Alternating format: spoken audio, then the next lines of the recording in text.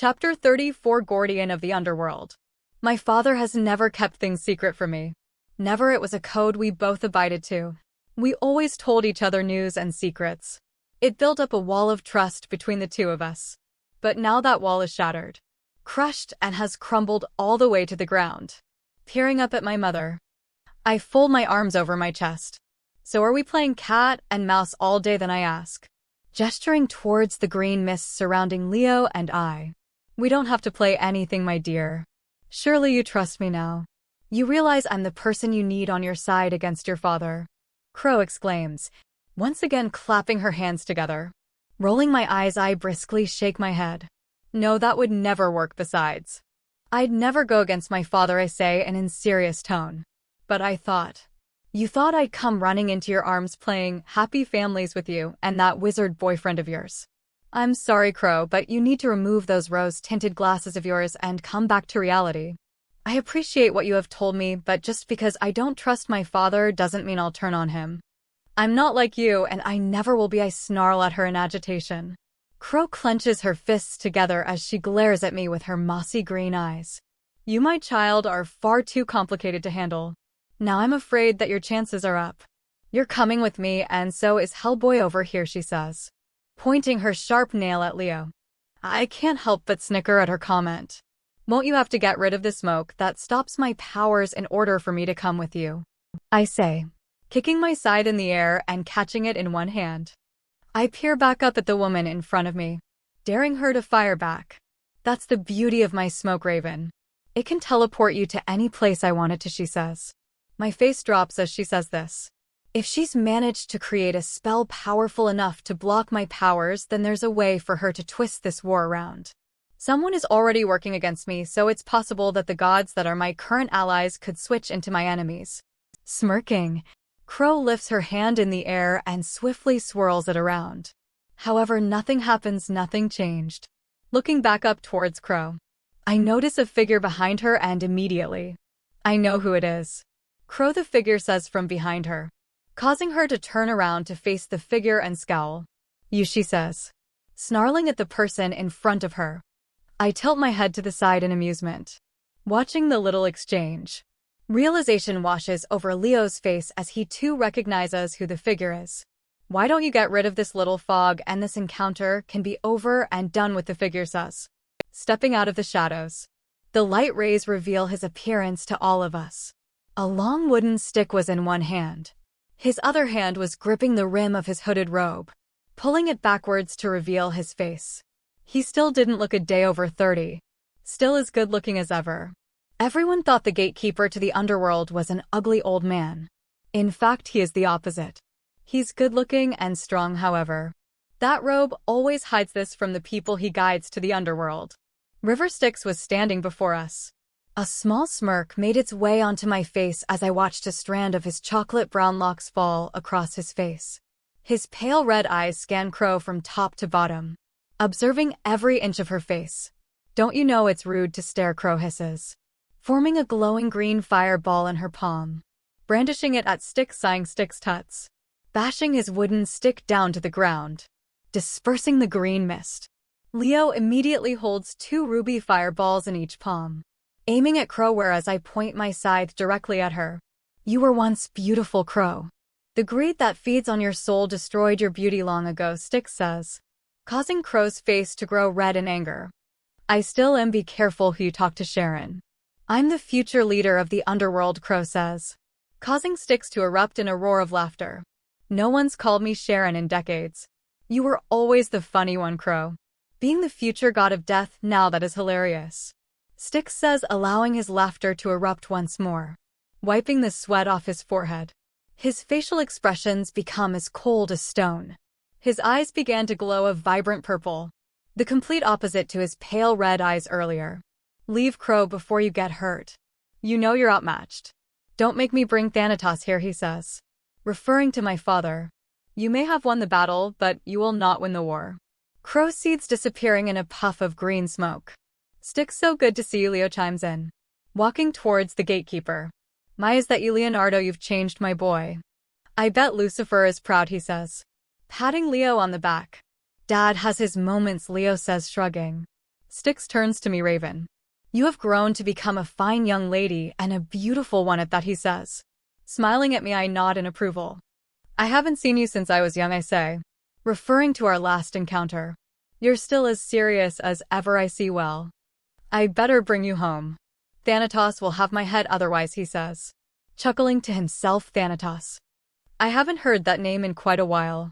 Everyone calls my father Death or the Grim Reaper.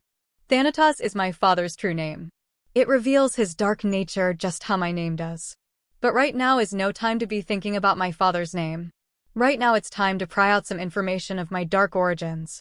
Chapter 35, Uncle Hypnos. Styx returns Leo and I back to the domain of the dead. Back in the Valley of Souls immediately. We are led to the throne room where my father is seated on his bone-ridden throne. Thanatos, Styx says, bowing in respect to him. You may rise, Sharon, father says. Raising his hand towards him, grim, hey, how you doing? Leo says, suddenly appearing next to him. Leo begins to lean on father's throne.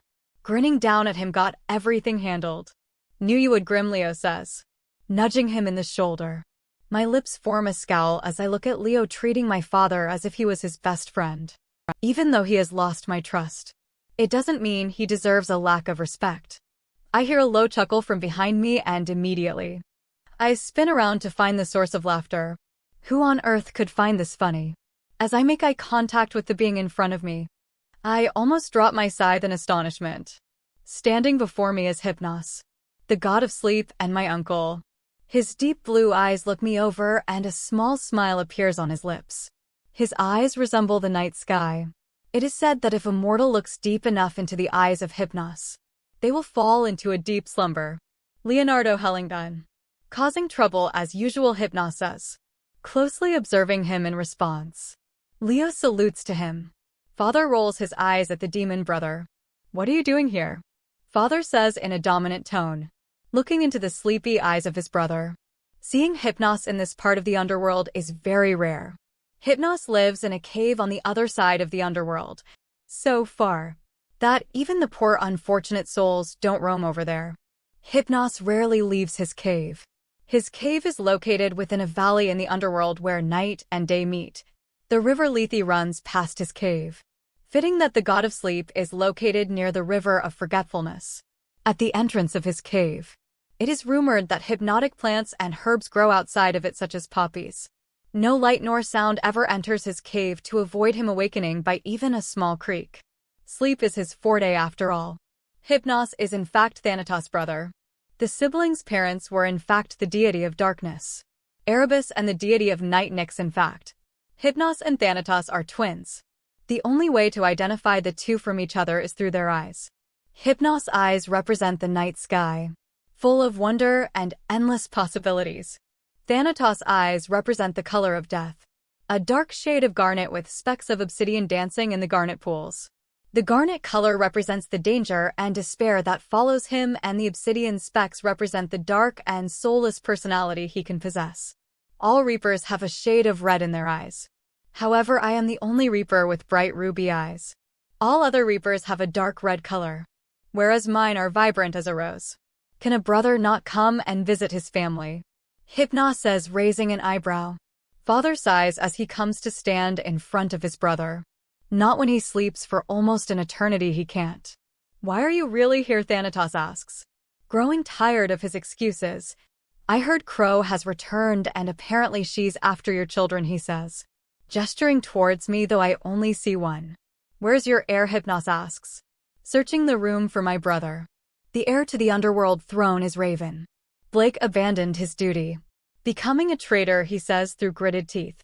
Father still hasn't forgiven Blake after all. Apple doesn't fall far from the tree, Hypnos sighs. Referring to Crow, the fates warned you, brother. Mortals are unpredictable, Hypnos states as he sighs once more.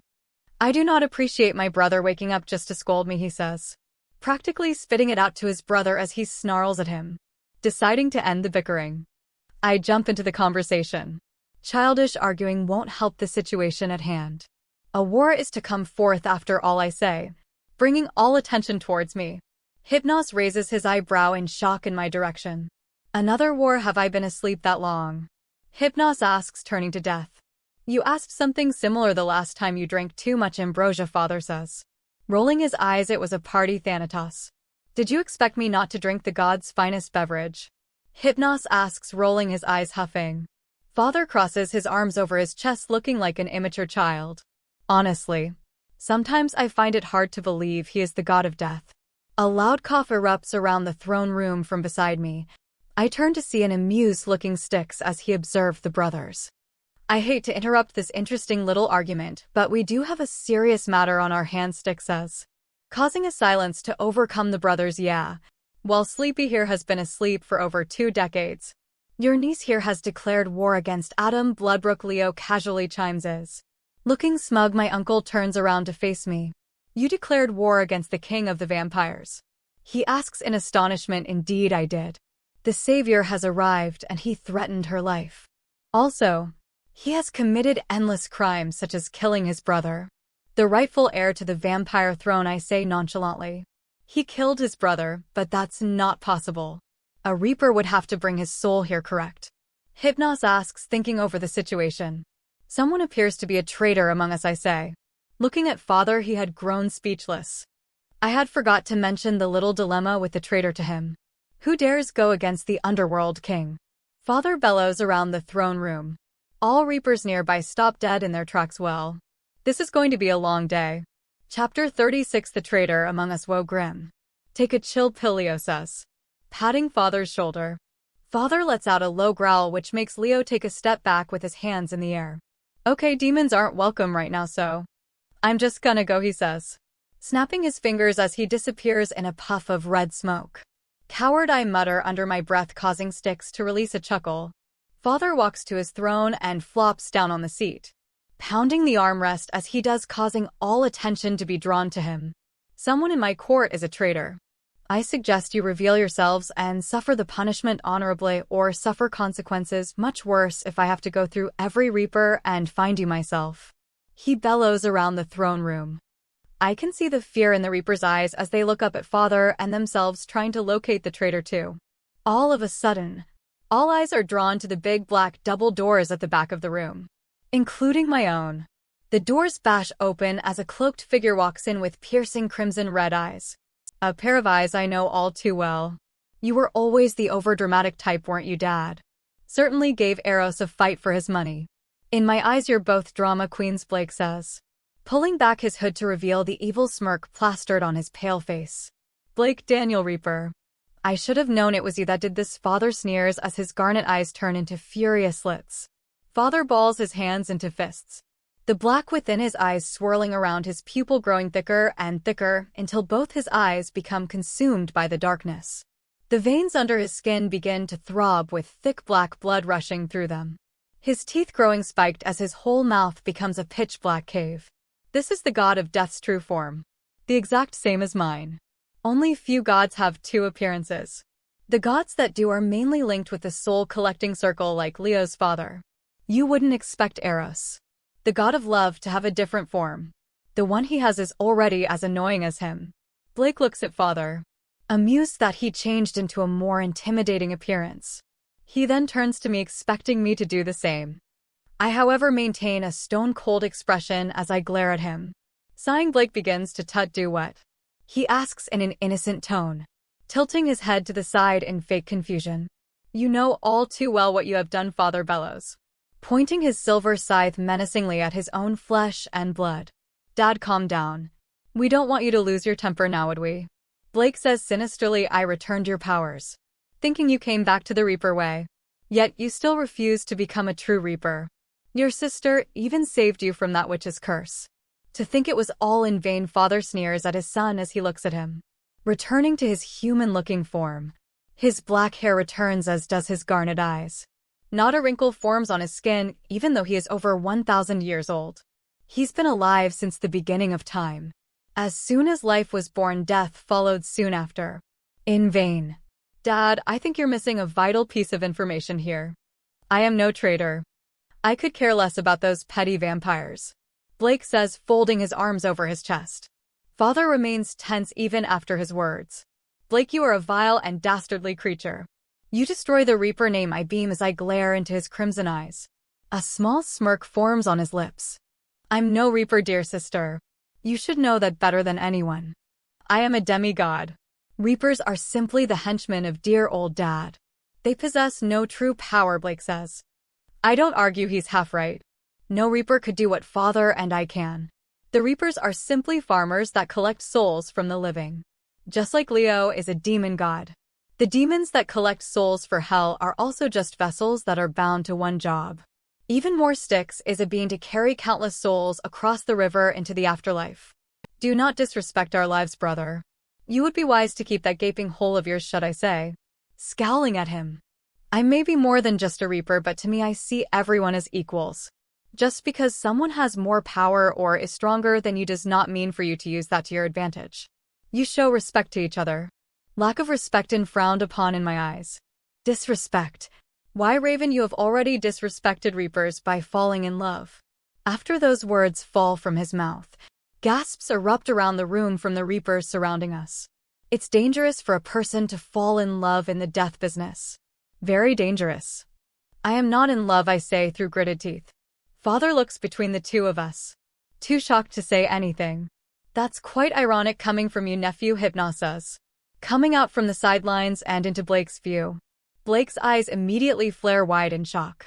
Uncle Hypnos, what a surprise, Blake says. Stumbling over his words. Hypnos turns his nose up at him as he turned to me. Did your brother not tell you? He came to me for advice once, Hypnos begins. Blake wearily looks between the two of us. What didn't he tell me, I ask, raising an eyebrow at my uncle. A grin appears on his face as he looks back at me. The real reason he left. He told you he was in love, correct, Hypnos asks. Confirming the rumors, I simply nod. He was under a spell, I say. The spell would have only lasted a few weeks. Now that I think about it, that couldn't have been the reason why he left. Well, he actually left because of a little scandal he had with a mortal. Raven, you're an auntie. The sound of my scythe hitting the cobbled floor echoes around the throne room. Chapter 37, Messenger to the Gods. For a moment, complete silence was all that seemed to occur throughout the throne room. Father and I stand still, gobsmacked at what my uncle had just told me. The one question that was bubbling in my mind was, is it true? Did Blake leave for 2 years because of a child he has? My eyes find their way to lock with Blake's. Blake looks at me before sighing as he turns to walk back the way he came. Before he has the chance to take a step, I grab his forearm. Don't you even think about, I say quietly. Reluctantly, he stays put. Blake, do you have a child? Are you a father? Death inquires to his son. Blake looks at father, then back at me. Yes, he says quietly. I was about to ask him one more thing before he finally disappeared in a puff of black smoke. Anger tinges father's cheeks as he looks at the spot where his son had once stood. You know you could always ask the messenger, Styx says, suggesting us to contact the god. Father pulls a disgusted look over his face. Appalled to the idea, I however want answers. Hermes, come forth, I bellow around the throne room. For a few moments there was silence. And then the sound of wings beating behind me, causing me to spin on my heels. Flying behind me was none other than Hermes. The wings on his sandals flapping up and down ceased as he landed softly on the floor. He whips his blonde, curly head towards me, his blue eyes looking amused. Hermes is a god of many things, travel and sending messages being the most common. Since he's the god of travel, Hermes spends more time with mortals than other gods do since he travels to and fro from places on earth. Raven Reaper, to what do I owe the pleasure?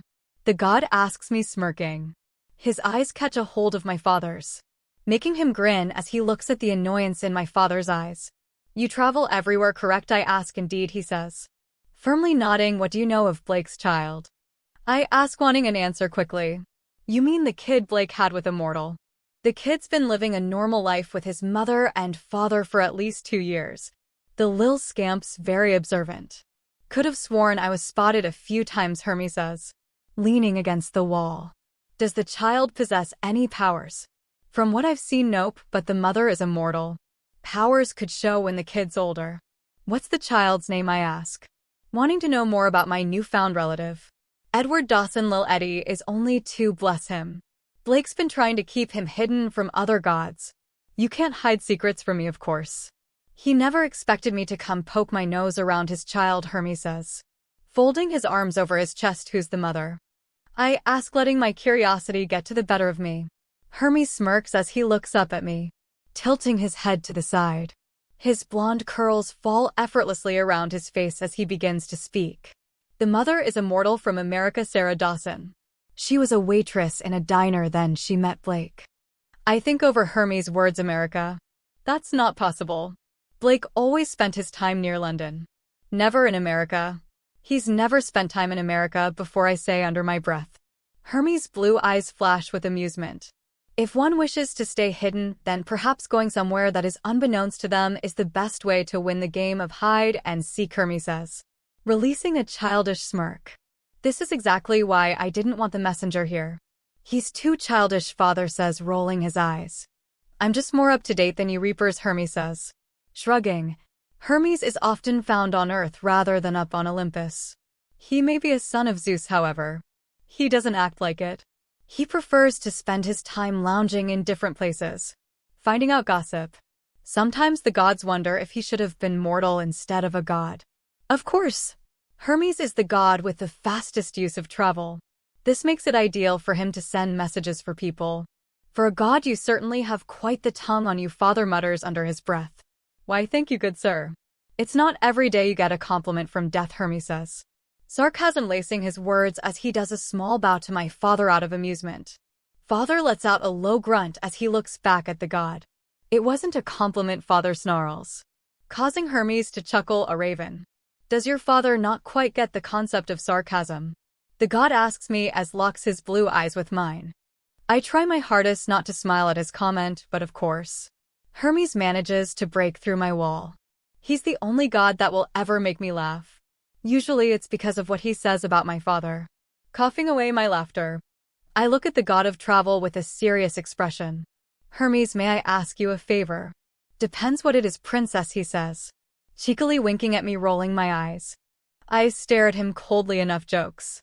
It's what I'm best at, he says, puffing out his chest to demonstrate his proudness of his sense of humor.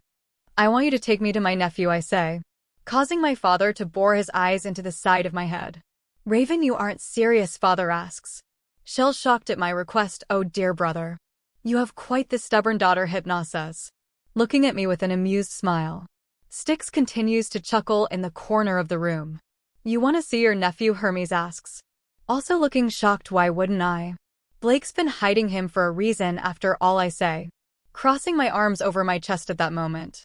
Everyone's attention is drawn towards me. Raven, you aren't going to hurt the child, are you? Styx asks, stepping out from his corner. I wouldn't hurt my own flesh and blood, I say, causing relief to wash over everyone's faces. A sinister smirk climbs its way onto my face as I look around me. If I find him a threat, that's another story. Chapter 38, Secret of a Reaper. Raven, you can't kill the child, Styx beams at me. Rolling my eyes, I turn to face him. And what happens if this child does possess potential Reaper powers? Would you risk the world finding out about us? I say through gritted teeth. The world practically already knows about us, Hypnos says, an amused grin plastered on his face. The humans don't, Hermes says, tilting his head to the side. Who cares about the humans anyway? Hypnos says through gritted teeth. He has a bad past with humans, I wouldn't blame him. He did suffer, so you think humans aren't important? Father says, standing up from his seat. He walks over to us and stares his brother in his deep blue eyes. Why would they be? Nothing they have ever done is good, Hypnos says, rolling his eyes. Father's garnet eyes light up as he speaks. The circle of life wouldn't work without humans. We wouldn't be here without humans. The whole existence of our beings is because of humans, father beams, daring his brother to deny all he said. Hypnos looks to the side, avoiding eye contact. So long story short, you're allowing Raven to kill your grandchild, Hermes says, interrupting the conversation. Father turns to the god with a stern gaze. If my daughter deems it is the right choice, then I value her opinion, father says. He grabs his silver scythe and leaves the room, leaving everyone speechless. My father values my opinion, he trusts me. I wish I could say the same about him, but right now, I just can't. He's hidden possibly the most valuable piece of information in my entire existence. Dark magic isn't an easy thing to pass off. People believe that reapers are created from dark magic, but that isn't true. However, demigods are deemed unnatural and weren't accepted for quite a while. It all changed once me and Blake were discovered. Some people still hold a grudge, but that's mainly because they are jealous of the power demigods possess. Snapping out of my thoughts, I turn to Hermes. "Take me to my nephew," I say in a demanding tone. Hermes looks up at me with his sky-blue eyes and nods. With a click of his fingers, we arrive outside of a small flat somewhere in America. Hermes motions towards the musky glass window, so I peep inside. There in front of me is a dark-haired 2-year-old with sky-blue eyes sitting on a rug. He looks very similar to my brother. Watching him closely, I notice a strange birthmark on his forearm. The birthmark was similar to a fork that is placed upside down. I know all too well what the symbol represents. It's a death rune. What on earth is it doing on a child? A door creaks open as the child's mother walks into the room. Her blonde tresses cascade down to her waist. She looks at her son through her sky-blue eyes. Effortlessly, she picks him up and balances him on her hip. For a moment, the child turns towards the window. The child's eyes connected with mine. Could he see me? Is that even possible if I have masked myself with an invisibility spell? Following soon after the mother is none other than the demigod himself. My infamous brother. He walks up to the blonde and looks at his son. His eyes are purely focused on the death rune on his arm. If anyone finds out about this, Edward's safety will be put in jeopardy. Especially if my sister finds out, Blake says to the blonde named Sarah. The woman sighs as she looks at her son with a sorrowful look. What do you suggest we do? We let him live among normal mortals, of course. However, there is one condition, and that is, we separate him from us. No, you're not taking away my son. Sarah practically screams, cradling this small child in her embrace. Sarah, you know I wouldn't suggest it if we didn't have a choice. Raven already knows the child exists. She could be setting out to find us right now. Perhaps if we talk to Raven, absolutely not. If she finds out what Edward really is, she won't hesitate to kill him once he says this. I peer closely at the child. What is he? Could he possess the power of a reaper? You don't know for sure though, Sarah mutters under her breath, turning her back to Blake. Blake places his hands on her shoulders and leans in close to her. I know my sister very well. She's stronger than anyone I've ever known. But there's a way to corrupt her. She's falling in love like I did with you. Yes, but a few weeks ago you never returned. I was under a spell. Raven broke it. See, your sister is good. Blake lets out a low chuckle after those words. You don't understand, Raven, if you relate her to the word good. I lean against the glass, wanting to intervene, but a hand on my shoulder stops me. Hermes looks at me with a doubtful expression. Raven, if you kill that child, Blake will start his own war with you. I must know what he is, I say through gritted teeth. Then allow me to escort you there. Once Sarah has left, you can confront your brother, but I must be by your side. Otherwise, you will do something you will regret. Reluctantly, I agree to Hermes' orders and wait for Sarah to leave. Half an hour later, she leaves to put the child to bed, allowing me to confront my brother. I appear behind him and let out a small cough. Hermes is stuck to me like glue from this point on. Blake turns on his heels and aims his obsidian scythe at me. I push it to the side. He hasn't got the power to defeat me anyway. What is he? I finally managed to say, watching the fire in his cerise eyes grow. Leave, Raven, Blake says. However, I stay where I am. I'm not leaving until I find out what that child is. If it even can be called a child, that is. I will not allow any threat to our existence to live, even if the threat may be my own flesh and blood. Chapter 39, Danger of a Toddler. Raven, I mean it, I don't want you here, Blake says, sounding exhausted. The tiresome 2-year-old clearly isn't simple to care for. Then again, I could never see my brother as a father. In fact, I thought he'd never love. After I broke the curse he was under, I thought that there was a slight chance he may be back for good. Back as my brother again, but of course, the fact that the spell could only last a few weeks was burrowed at the back of my mind. He was gone for 2 years. A love spell doesn't last that long. I'm still baffled over the fact that he has a child. Why couldn't he tell me? If he didn't hide the child, then maybe I wouldn't have the thoughts I do. I must keep the Reaper realm a secret. I may not be a Reaper, But I know for a fact I'm an angel of death. Reapers are the harbors of death. That is what an angel of death is, it's who I am. However, due to my godly genes, I'm more than that. A lot more, it seems. One day, I have the chance to take over the throne. But if seating upon the throne of death means I have to lock up some knowledge from my friends and family, I don't know if I want to sit upon that throne. Why? I managed to muster out, staring into my brother's garnet eyes. I don't want you here, it's that simple. Not why should I leave, why did you have the child? I ask seriously. I know why he wants me to leave. What I can't wrap my head around is why on earth would he want a child? I thought he despised children. Raven, when I told you the reason for leaving the underworld, I didn't lie, I left because of love. I love her, Raven. Why is that so hard to believe? He asks through gritted teeth. Blake, everything you have ever done in your life is dark. Why would it all change for some girl? You think I'm going to explain in front of Gossip Girl over here? He says, pointing to Hermes. The messenger lets out a chuckle as he begins to speak. I've gotta say, Blake, you surprised not only your sister but me as well. Congratulations, you're unpredictable. Would you like a medal? Hermes says. Glaring at my brother, what can I say? I'm full of surprises, he says, folding his arms over his chest. Well, lil demigod.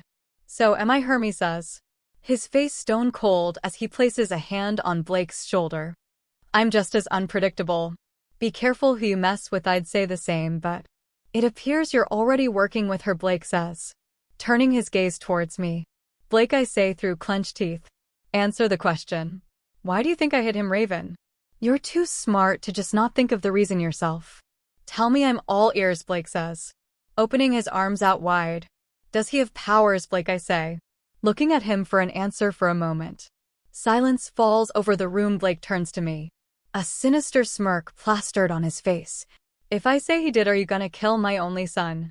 Blake says, nearing towards me, leaving less space between us. I take a step forwards, becoming an inch away from each other. Not if you tell me why you hit him. I couldn't risk it, Raven. He's nearly 3. I don't want his life to be consumed by death. I don't want him to have my life. Why do you care, if you don't mind me asking? You don't seem the daddy type, Hermes says, interrupting the staring contest with Blake and I. Blake takes a step back. Eddie wasn't planned. Once I found out about him, I accepted it. I was going to be a dad. I love Sarah, and Eddie is proof of that love. I want him to have a normal life. If that means I have to separate him from me altogether, I'll do it. As long as he stays away from my sister's clutches. I go to close up the newly formed gap between us until a hand on my shoulder stops me. Hermes is holding me back. He looks at me, gesturing for me not to get carried away, sighing. I take a step back. I'm not going to kill him, Blake, I finally say, looking away from him. You expect me to believe you? If the child has powers, there's not much I can do. At the same time, you can't hide his lineage from him. He's bound to find out when he's older. Oh yeah, the kid will find out. I think he's spotted me far too many times for comfort, Hermes says, leaning against the wall.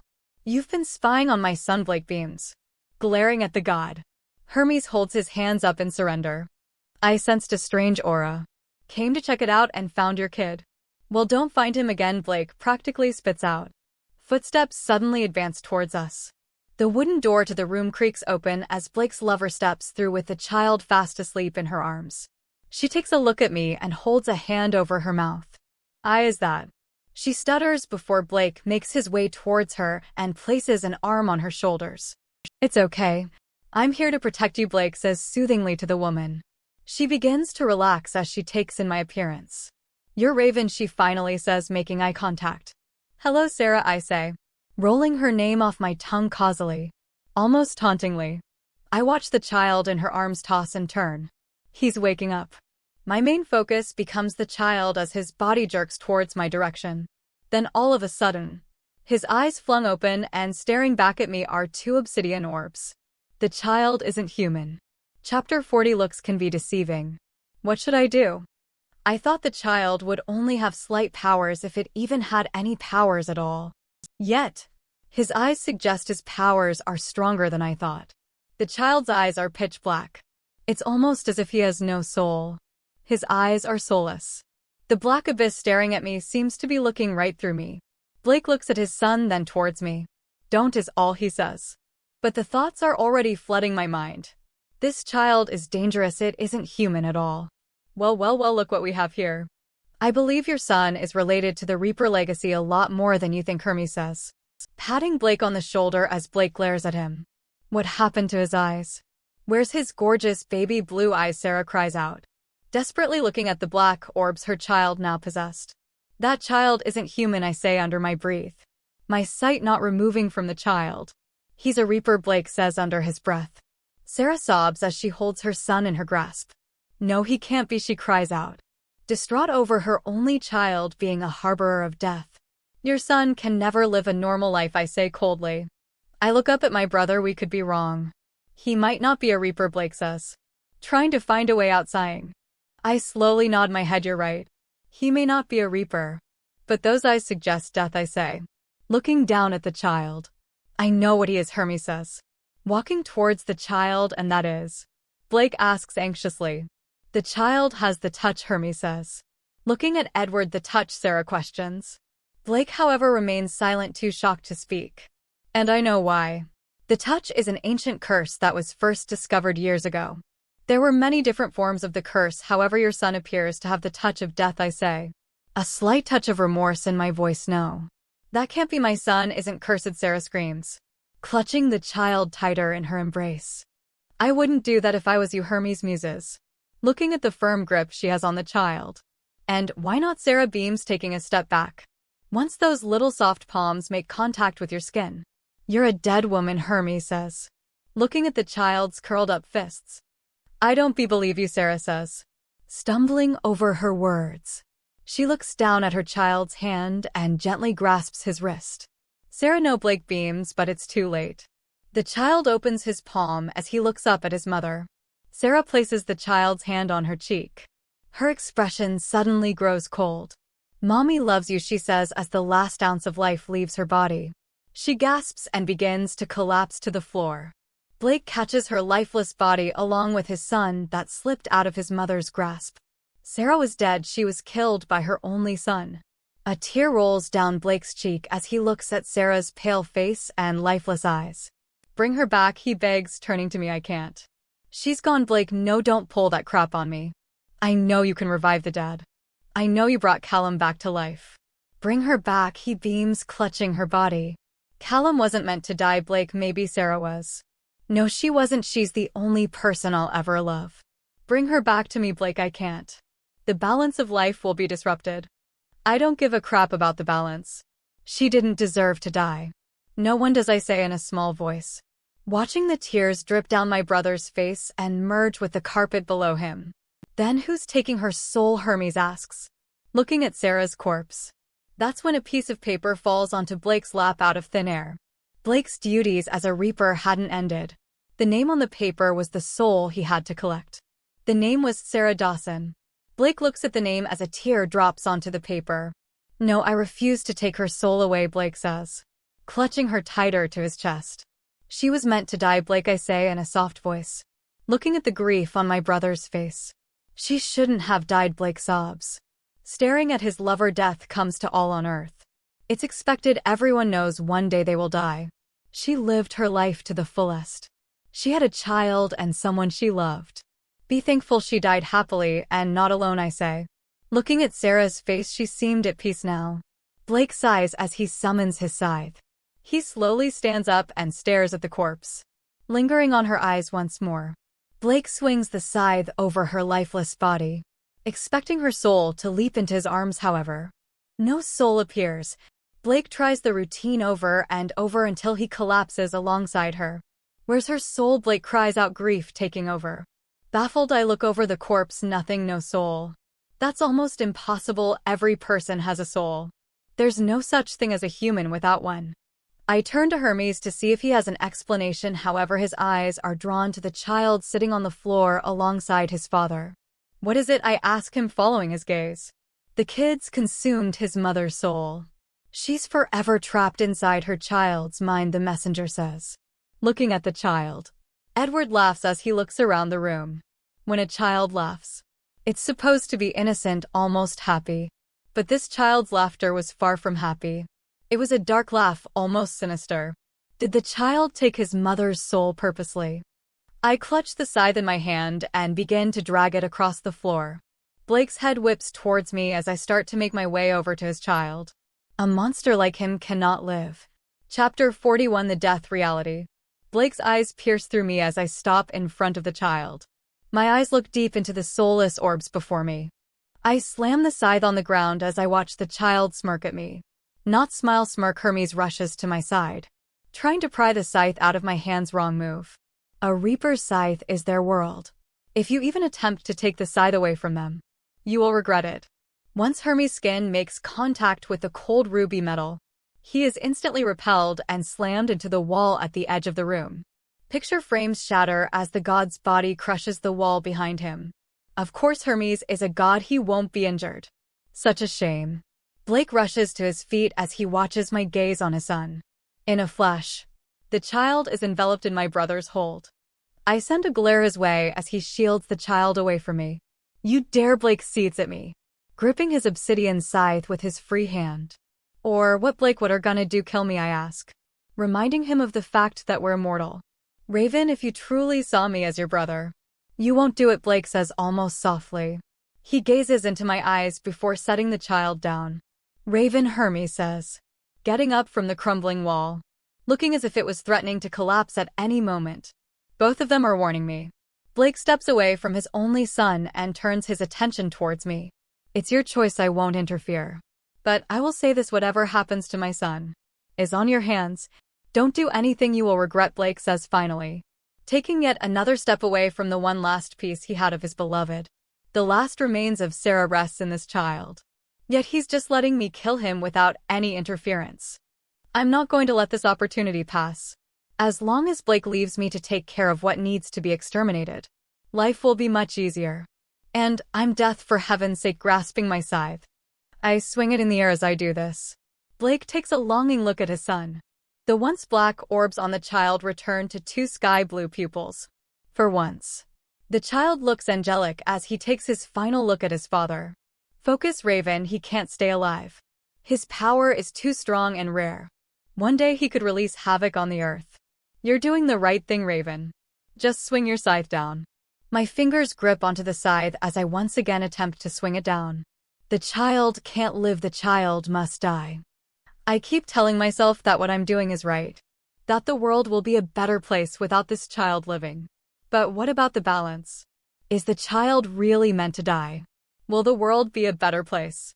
The sound of my scythe crashing against the wooden floor pulls me out of my trance. I look down at the child. His sky blue eyes pierce right through me. His now angelic smile almost makes me want to smile along with him. Hermes, with a smug smile plastered on his face, looks at my brother with respect. She couldn't kill the child. You knew she couldn't, he says, watching my brother's gaze turn to me. She may be death, but she cares too much about her duty. Eventually thoughts about the balance would reach her. And even if they didn't, she'd realize the mistake she was making and would spare my son. She has a heart of gold under her death facade, Blake says, his gaze not removing from mine. As much as I hate to say it, he's right. I couldn't kill the child. It's not his fault he was born with those powers. Even if I thought I was doing the right thing, I hadn't been tasked with taking his soul. The balance would have been thrown off, and the fates wouldn't be amused at all. Never mess with the fates. Those are wise words to listen to, however. Blake did get one thing wrong. I do not have a heart of gold. Just because I developed feelings for some boy doesn't mean my heart is pure. I take away lives, I break families apart. I consume the remains of a soul.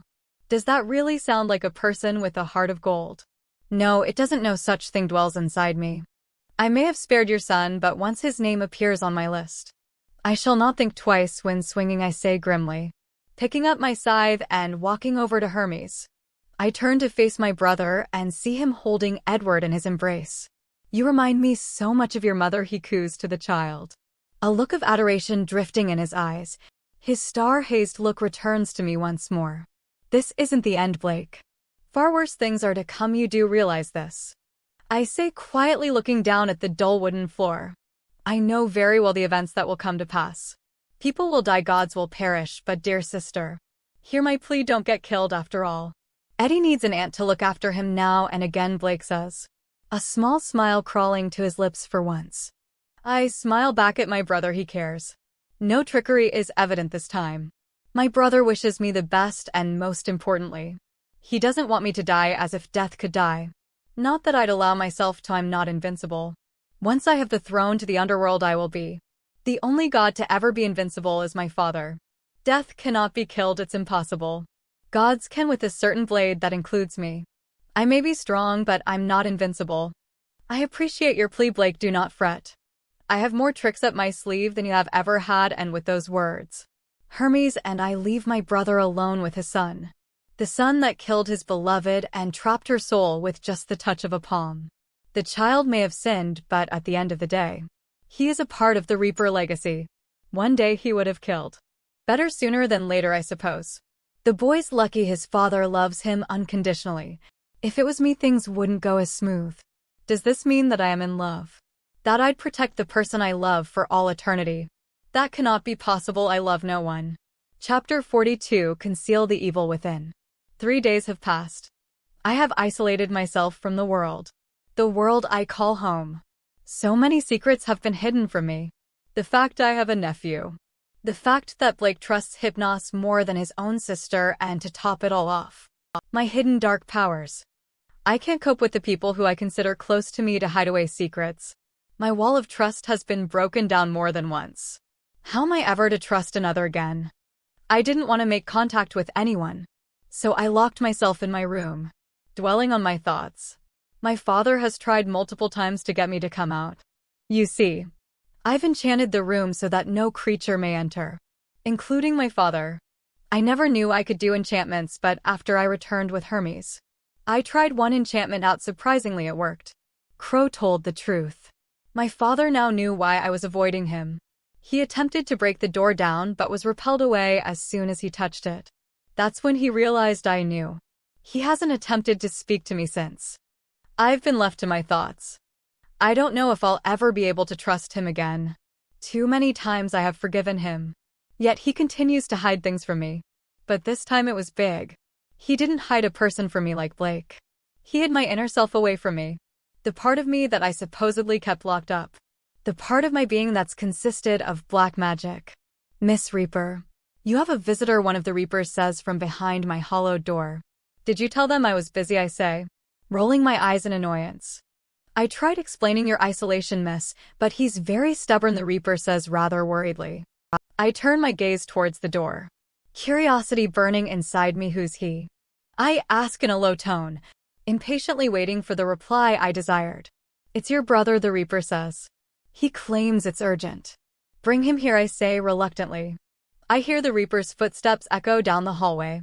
Sighing, I stand up from my seat at my dressing table. The reflection of my appearance catches my gaze as I look into the crystal mirror. My eyes were deemed unnatural for a harborer of death when I was born. A Reaper's eyes were supposed to be a dark red color with a tint of black, similar to a vampire's eyes when hunger takes over them.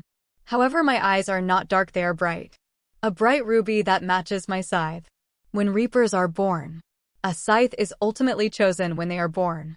Only one scythe is destined to be yours. They represent a Reaper's soul.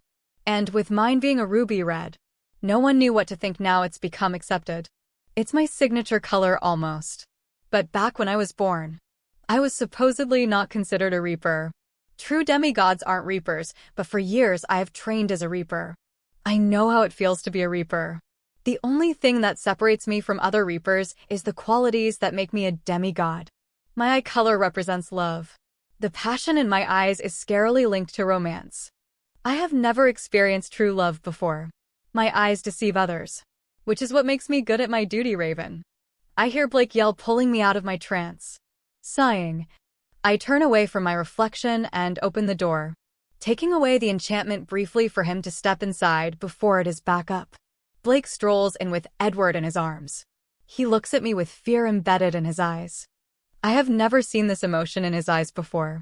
What's wrong, I question, eyeing little Eddie for any sign of injury. However, the child is fine. Not a single scratch pierces his soft skin somehow. The gods have found out about Edward and his abilities. Someone was spying on us, Raven, and now they want him dead, he says, stumbling over his words. I've never seen Blake this distressed in my whole life. Why do they want him dead, I question, fearing the answer myself. His touch can kill a god, Raven, Blake tells, his facial expression growing distressed and frightful. Shocked, I look at the boy. His palm was resting on Blake's arm, yet Blake is still alive. Surely this can't be true. But you're here and he's touching you, I ask, confusion taking over me. Gods and demigods of death are immune to his touch because they are harbors of death themselves. We're immune because we too bring death to others. I didn't think it was possible to kill a god unless you used the blade of Olympus, which hasn't been seen since the Titans had been banished to Tartarus, I say under my breath, thinking over the events well apparently. My son isn't the first to experience the curse, Blake says angrily to me. There's another, I ask, switching my gaze from the floor to him. He briefly nods before speaking. They found out the curse can kill gods because the wielder of the curse caused a massacre, sending the underworld into chaos, almost disrupting the balance. Dad came up with the idea of rebirth, allowing life to continue on just in different forms which saved the balance, but the wielder hadn't been stopped. Dad sent out the previous god of peace to try and peacefully stop the wielder. When he got too close, the wielder pushed him away, leaving him lifeless on the floor. Dad, of course, then went to try and stop him, and when the wielder thought he could kill gods, he tried to kill Dad. He was immune to his touch because of his heritage with death, allowing him to disable the use of his power by placing a dark crystal in his soul, Blake says, retelling the story of the last as it all sinks in. Only one question matters to me: who's the wielder? I ask, fearing the answer myself. No one knows. Chapter 43, Control the Curse. Questions bubble through my head, and the certainty of ever trusting someone again is very slim. Father knew who the wielder was. Why wouldn't he tell me then again? He doesn't exactly know his grandchild is the current wielder. Shame that he's left out the loop. What kind of person wouldn't reveal valuable information such as that? I turn to Blake and watch Edward open and close his palms. The palms that hold the ability to kill. What I don't understand is why Blake is coming to me for a solution when the previous wielder appears to have been stopped by Father. Why come to me, brother? You already know Father stopped the last curse. What makes you think I can help, I ask, looking into his distressed cerise eyes. You think I can just waltz right up to Dad and say, hey, I didn't tell you about my son, but guess what, he's cursed. Can you fix it? He'd be happy to oblige. Well, why tango over to me when you kept the secret of your son from me too, I say, rolling my eyes at him. Come on, Raven. Are you still mad at me? What makes you think I wasn't? I don't know the fact that when you left, you seemed awfully friendly with me, Blake says, the fire igniting itself inside him. So I'm bipolar. Are you shocked, Raven, please? The gods want to kill him, Blake says, his rough tone softening. If there's a magical crystal that stops his powers, why not ask one of them to produce it? Because the god of death is the only one that can produce them. Don't you understand? He placed it in the wielder's soul. No other god can do that. What, and you think I can? It's worth a shot. You have black magic in your veins after all. Blake's words make me freeze. I turn to him. I hadn't told him about my black magic. I pulled the enchantment down and back up when he wasn't looking.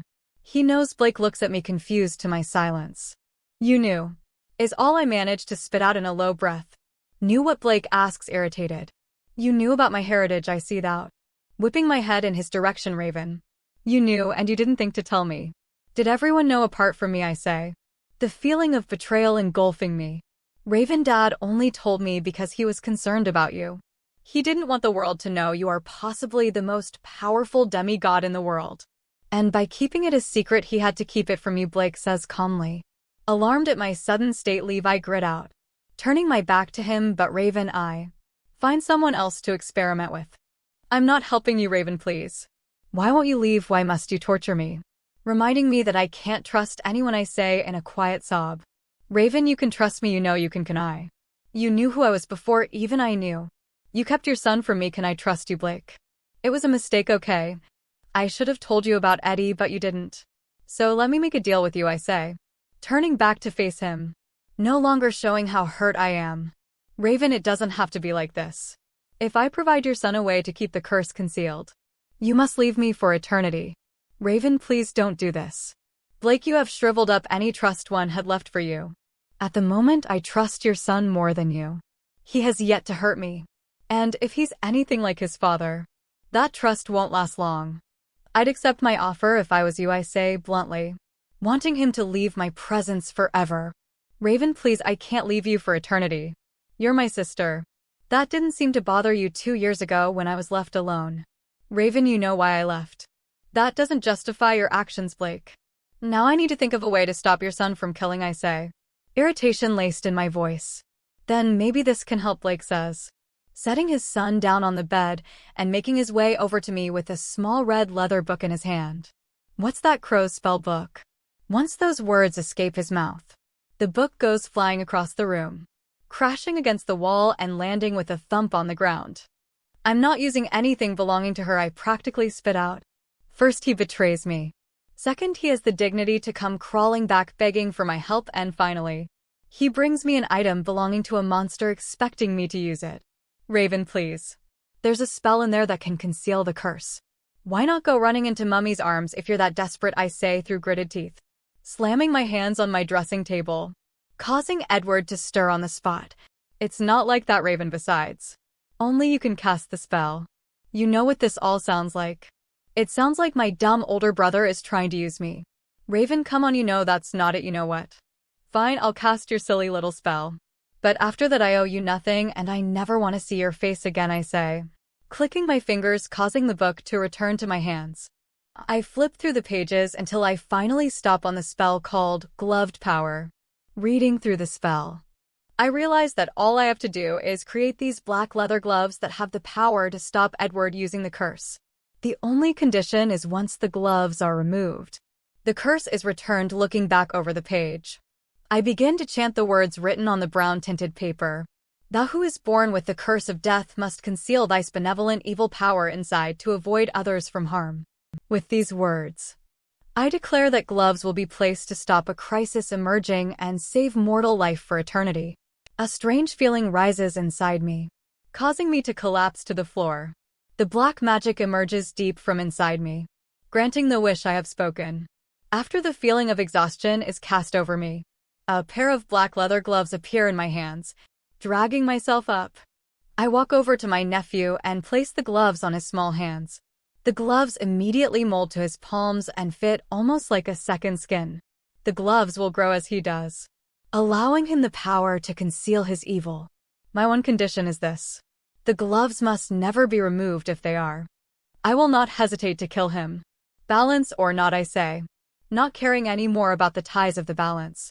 If father found a way to stop the balance from falling once, he can do it again. Raven, we can't end like this, Blake begs, making his way towards me. Take your son and leave. I've done my part, now you just do yours. I never agreed to this, Raven. You don't have a choice. I've asked you to leave, now do it, I yell, pulling the enchantment down, allowing him to leave. Blake takes one last look at me before taking his son and leaving. I place the enchantment back up and fall down onto my bed. Once again, I am left alone to my thoughts, with no one to bother me, and certainly no sibling problems should occur out of this. I'm free from the burden Blake held against me. I'm free from the betrayal he brought. Now only one thing is left, father.